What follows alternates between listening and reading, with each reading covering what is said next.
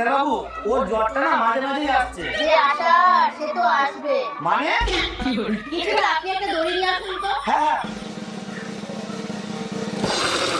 এই নিন। लेकिन ये साला कर क्या रहा है यहाँ पे? रुको जरा, सब्र करो।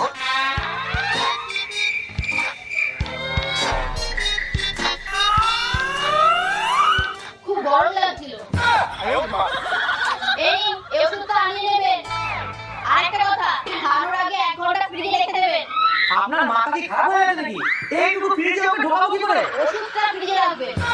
আর পেশেন্টের অবস্থা কিন্তু খুব খারাপ, যে কোনো মুহূর্তে। এ আপনি কেমন কথা শোনালেন? আমি ভেবেছিলাম আজকে ওকে নিয়ে সিনেমায় যাব। বেবি, আমি রেডি। চলো। কিন্তু এত তাড়াতাড়ি